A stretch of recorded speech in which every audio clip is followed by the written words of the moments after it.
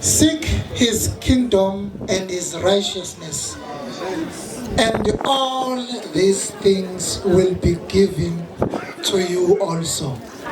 Angipid.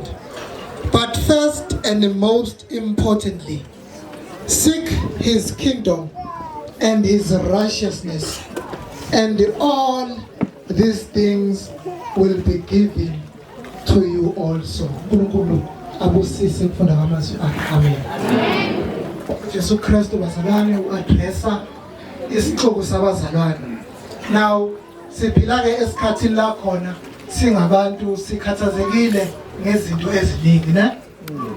Sikhathazekile ukuthi sizodlani, sizoqhokani. Sikhathazeke nje ngezinto eziningi ezenzeka ekuphileni kwethu.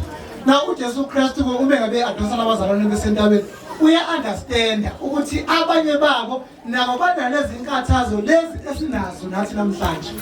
But uJesu Kristu uma ngabe ba-addressa umfunda kuverse 31 uqale yabatshela ukuthi ningakhathazeki ngokuthi nizodlani, ngokuthi nizogqokani.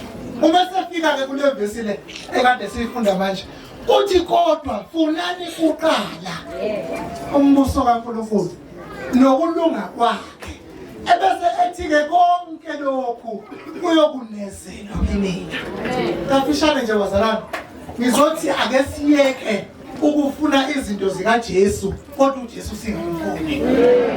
Le verse lena ithi ake sibambelele kuNkulunkulu ongumnikazi wezinto zonke. Siye ukufuna izinto kodwa singamfuni umnikazi wezinto zonke. Ithi-ke bambelela kuNkulunkulu ngoba yena unakho konke.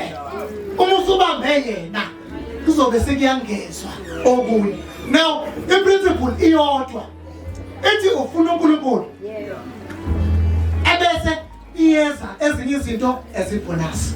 Amen. Umkhuleko wami namhlanje umkhuleko othi sengathi besingamfuna uNkulunkulu siye ukufuna izinto zakuleli hlabathi, but uma sibambele noNkulunkulu konke okunye sidingayo uNkulunkulu uzokwenzela khona. uNkulunkulu asibusise. Amen.